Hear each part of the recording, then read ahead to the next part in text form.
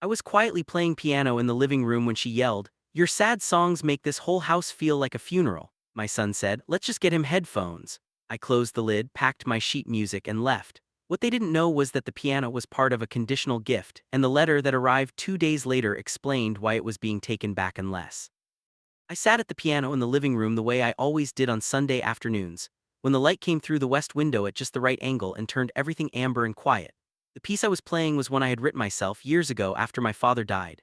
It had no title. I never gave it one because naming it would have made it too real, too specific, and I needed it to stay open enough to hold everything I couldn't say out loud. My fingers moved through the second movement, the part that always made my chest tighten, when I heard her voice cut across the room like a blade through warm air. "Can you not?" Leora called from the kitchen, and her tone was not a question, it was a verdict. "Your sad songs make this whole house feel like a funeral, every single Sunday, a funeral." I stopped playing. The last chord hung in the air for a second, then dissolved into nothing. I sat very still with my hands resting on the keys, not pressing them, just feeling the cool ivory under my fingertips. The kitchen was maybe 15 feet away. I could hear her pulling something out of a drawer, the clatter of metal against metal, and then silence again. She didn't come into the room, she didn't look at me. She just said what she said and went back to whatever she was doing. My son Milo was on the couch with his phone tilted toward his face, his legs dangling over the armrest the way they had since he was 9 years old, even though he was 16 now and his legs were too long for it. He didn't look up right away.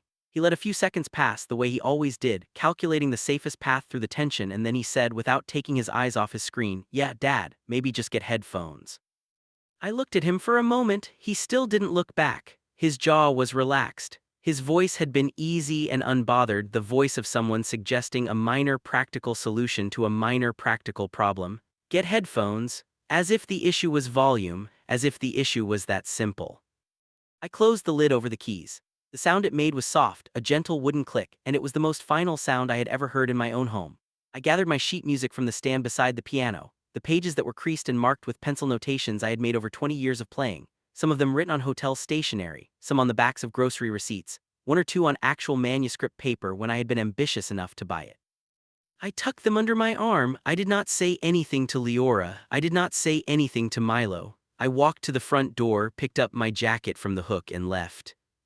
I should tell you who I am, because the man who closed that piano lid is not a simple person to understand, and I am not always proud of who he is.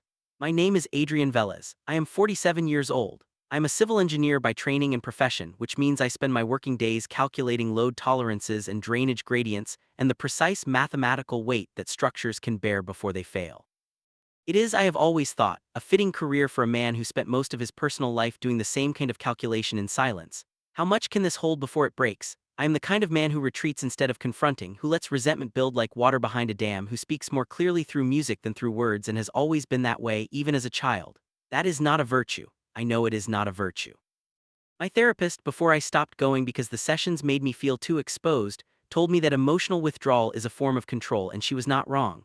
I used silence the way other people use raised voices. I used absence the way other people use presence. These are flaws, real ones, and they had consequences in my marriage that I cannot blame entirely on Leora, no matter how much the easier part of me wants to. Leora was 45 and sharp in the way that some people are sharp when they are covering over something softer underneath. She had married me when we were both young and optimistic, when my quietness seemed like depth rather than distance, and somewhere in the 20 years that followed she had stopped believing it was depth. I do not know exactly when that happened. I was not paying close enough attention, which is also a flaw, a significant one. She had developed a habit of testing the edges of things, pushing at them with her words until something gave way or pushed back, and when I never pushed back, she pushed harder. It was a miserable cycle, and we were both caught in it. Milo had grown up inside that cycle and had adapted to it the way children do, by becoming invisible, by making himself agreeable and noncommittal, by learning to detect the early warning signs of conflict and vanish before it arrived. He was a perceptive kid. That was both his strength and his damage. I drove to a hotel that evening and checked in for what I told myself would be one night and turned into 5. I did not call. Leora texted once on the second day, a short message that said simply, "Are you coming back?" And I did not answer it. That was my flaw operating in full, that retreat, that punishing silence. I told myself I needed time to think.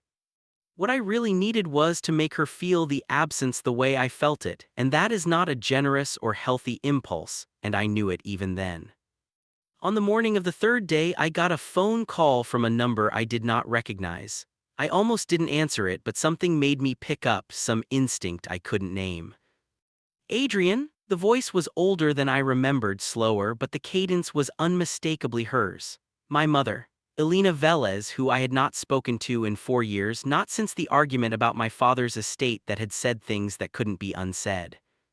"Mom," I said, and my voice came out strange, younger than it should have been. "I sent a letter," she said, "to the house. Did you know I was going to?" "No," I said, "I didn't know." "I thought it was time," she said. "I have been watching things from a distance. You know, I have people who tell me things."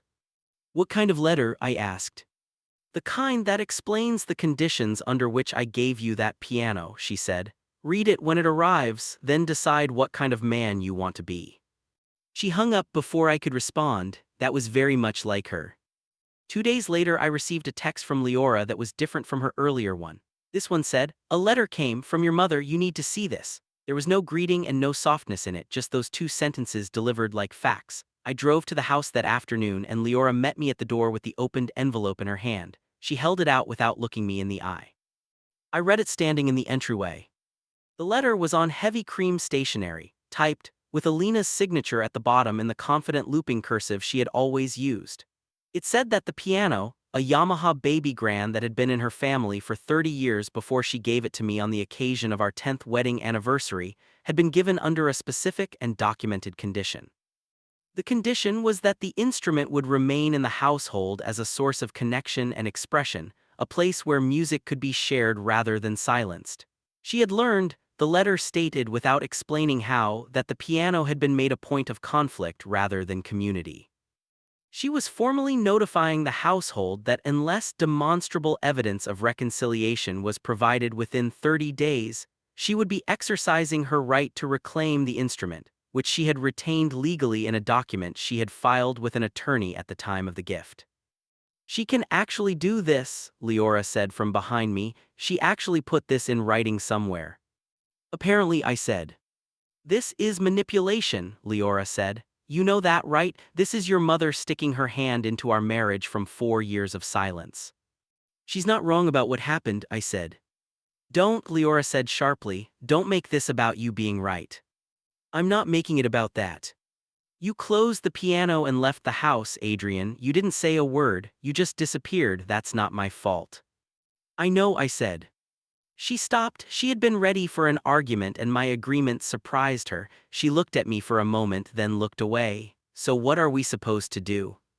"Perform some kind of reconciliation for your mother's inspection." "I don't know yet," I said honestly. I left again that evening, back to the hotel, and I sat on the edge of the bed in my room and thought about the letter and about the piano and about the word reconciliation, which irritated me in a way I could not entirely justify. The irritation came from pride, I knew that. From the part of me that believed that if someone had been hurt, the people who did the hurting should come forward first, should acknowledge, should apologize, should close the distance. It was my pride that said I should not have to be the one to move. And that pride was going to cost me something real if I let it run the clock down on 30 days. I rented a small practice studio on the 4th floor of a music school 2 miles from the hotel. They rented by the hour to adult hobbyists, and the piano in room 7 was an older upright with a slightly sticky B-flat and a bench that wobbled when you shifted your weight, but it was a piano and I needed one. I began going every evening after work, sometimes staying past midnight when the building supervisor let me, a quiet man in his 60s named Mr. Osa, who always had a thermos of tea and never asked questions. I started composing something new. I told myself it was going to be the piece that would serve as the reconciliation performance, the evidence Alina required, the demonstration that music was still a source of connection in our household. But as the night stretched on and the notes accumulated, the composition became something else. It became an argument. A musical inventory of every slight and dismissal I had absorbed over years of being told in one form or another to be quieter, to be less, to take up less space with my feelings. I poured all of it in. The piece grew harsh in places, dissonant, uncomfortable. It was not the kind of music that invited you to sit beside someone. It was the kind of music that pushed you to the edges of the room. I knew what I was doing even as I was doing it. I was building something meant to make them feel what I felt, to put the weight of it on them the way it had sat on me. That was the revenge impulse at work, the part of me that wanted not reconciliation but reckoning. My pride and my stubbornness had taken over the composition process, and instead of creating a bridge, I was building a wall made of beautiful, painful sound. Mr. Ose, I heard some of it one evening when I left the door open by accident. He stood in the hallway for a minute without saying anything, and then he said, "That piece sounds like it's fighting something." "It is," I said. "Will it win?" he asked. I didn't have an answer for that. He nodded once and walked back to his desk at the end of the hall. I lost a week to that version of the piece. I worked on it every night, sharpening it, adding layers, making it more precise in its difficulty. And then on the 14th day of the 30-day window, I sat down at the sticky upright piano in room 7 and played through the entire composition from the beginning, and I listened to it as honestly as I could, and I understood that it would not work, not because it wasn't technically accomplished. It was probably the most structurally sophisticated thing I had ever written. It would not work because it was designed to punish, and punishment delivered as art is still punishment, and you cannot perform your way into reconnecting with people if the performance is really just another form of the same silence that drove them away. The silence I had always used as a weapon. I was doing the same thing I always did. I was retreating into my skill and my pain and calling it expression when it was really just control. I sat at the piano for a long time after that realization, then I started over. The new composition was simpler. It was built around a melody that Milo used to hum when he was small, a tune I was not even sure he knew he hummed, something he had picked up from a song I used to play when he was 3 or 4 before the house became a place where tension lived alongside the furniture. It was a gentle, rising line, 6 notes, nothing remarkable, but it was his. And I built the piece around it the way you build a room around a fireplace, everything arranged to serve the warmth at the center. I did not stop including the harder elements. The grief was still in there, the longing, the years of distance, but I organized them differently. I placed them in conversation with that small melody rather than in opposition to it. The piece became, in the end, a kind of letter, not an accusation, a letter. On the 28th day, I called Milo. It was 9 in the evening and I half expected him not to answer. He picked up on the second ring. "Hey, Dad." "Hey," I said, "can I come home tomorrow?" A brief pause. "Yeah," he said, "I think so." "Did your mom say anything about it?"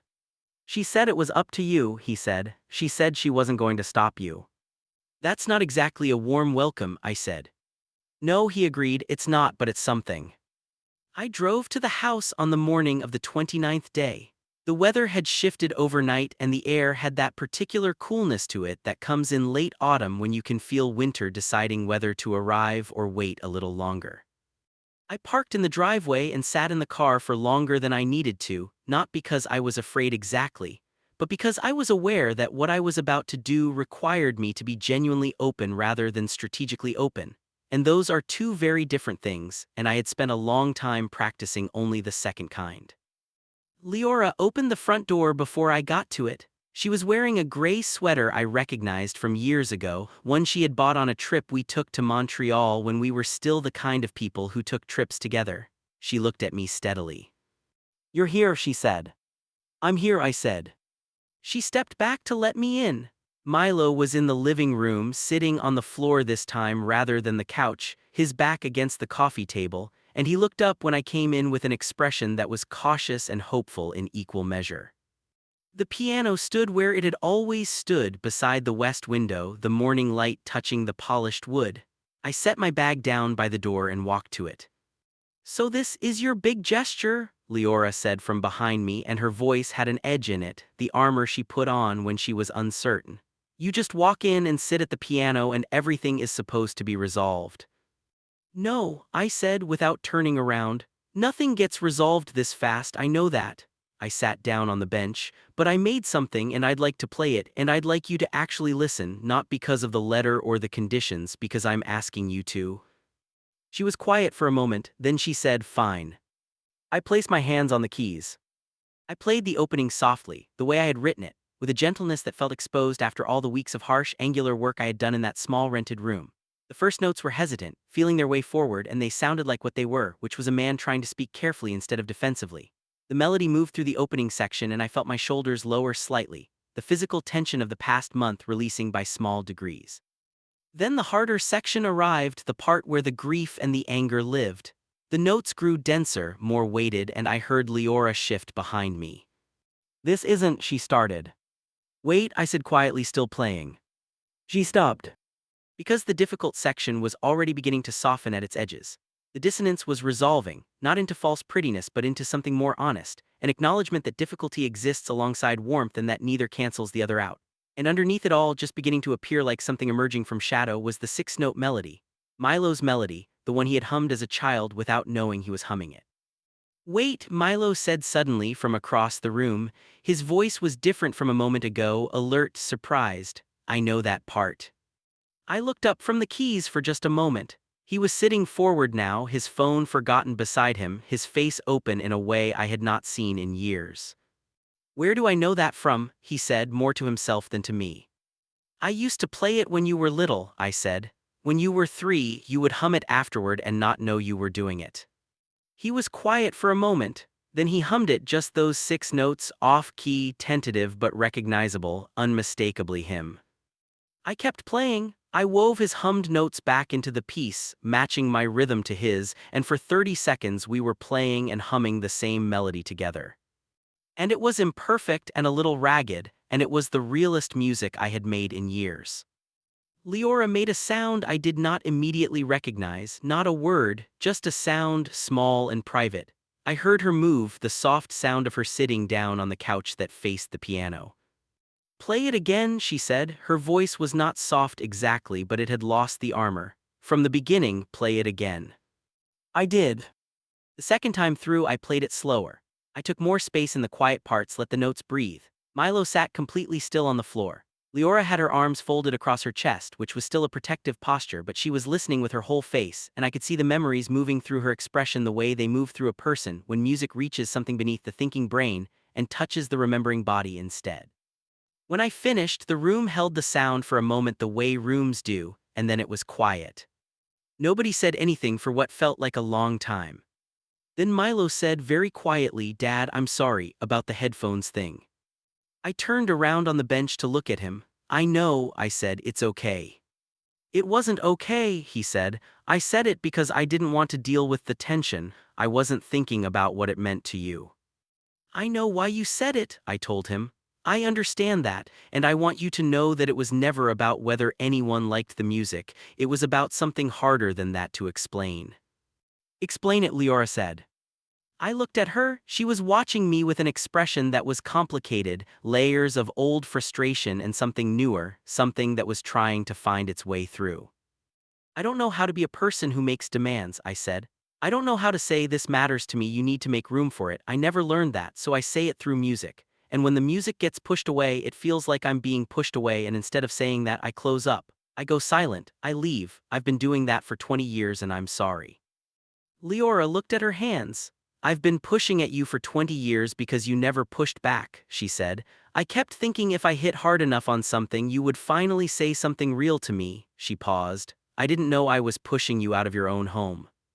"I didn't tell you," I said. "That's on me." She looked up. Her eyes were wet, which she would not want me to describe, so I will only say that they were, and that seeing it moved something deep in my chest. "This is a very inconvenient time to start actually talking," she said, and there was the ghost of a dry smile in it. "I know," I said. 29 days, Milo said from the floor. "You waited 29 days. "I was composing," I said. "You were sulking," he said, and it was said gently enough that I had to almost laugh. "Both," I admitted. "I was doing both." We stayed in that room for another hour, talking in the careful, halting way that people talk when they are trying to be honest after years of being careful. It was not a single conversation that fixed everything because no conversation does. But it was a real one, which was rarer in that house than it should have been. Leora told me that she had been unhappy with her own life in ways that had nothing to do with me, but that she had aimed at me because I was present, and because I never fought back. Milo told us both that he had been so focused on managing around our tension that he had stopped knowing how to sit still with his own feelings. I told them that I had spent so long using music as a substitute for words that I had almost forgotten words were an option. When I finally got up from the piano bench, my legs were stiff. I stood at the window and looked out at the yard, the late morning light flat and gray now, the trees bare, and I thought about Alina's letter and what she had actually wanted from it. Not for the piano to be saved, for us to be forced into the room together long enough to say something true. Leora came to stand beside me at the window, not touching but close. "Your mother is a manipulative woman," she said. Yes, I agreed. "It worked though," she said. Yes, I agreed again. 2 days after that, another letter arrived from Alina's attorney. Leora brought it to me at the kitchen table where I was having coffee, and I could tell from her face that something in it had surprised her. She set it on the table and sat across from me. I opened it.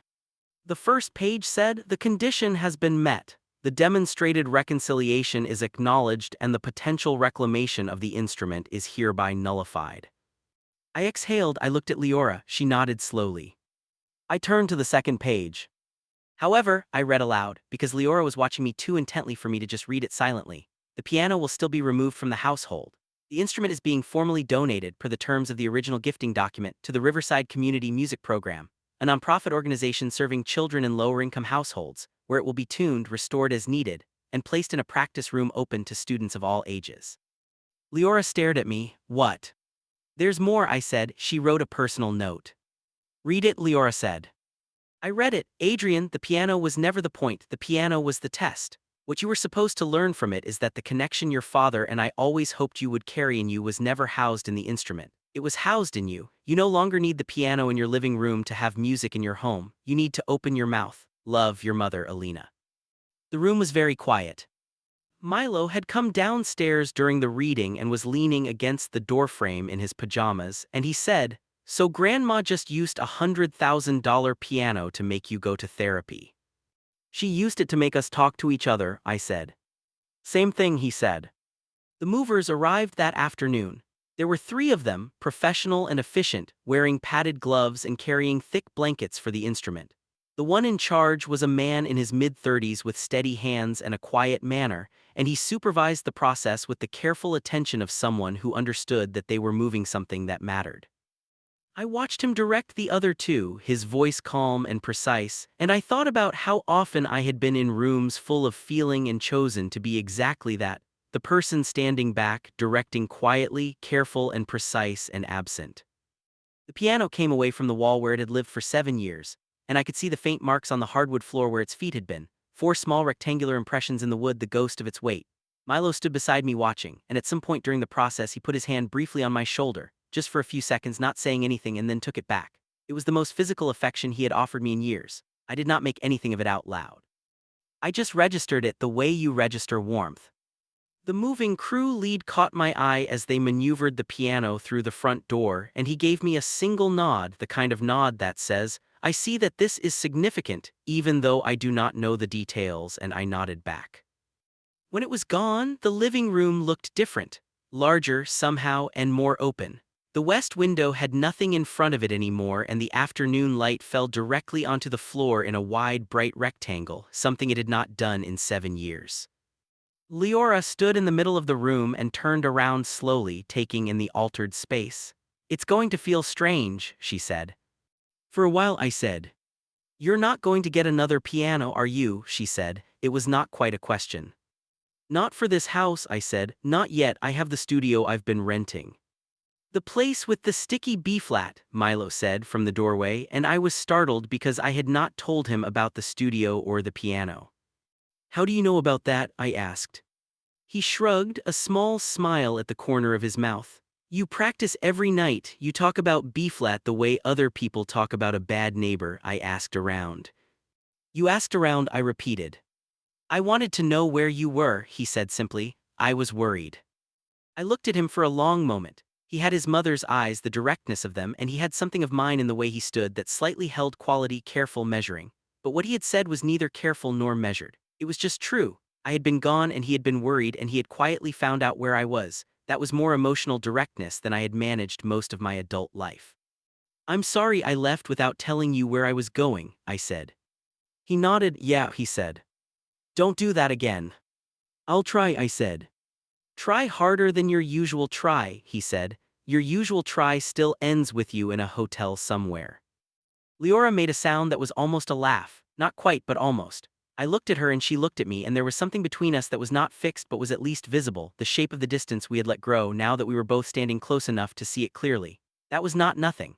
After 20 years of pretending the distance wasn't there, seeing it clearly was actually a significant thing.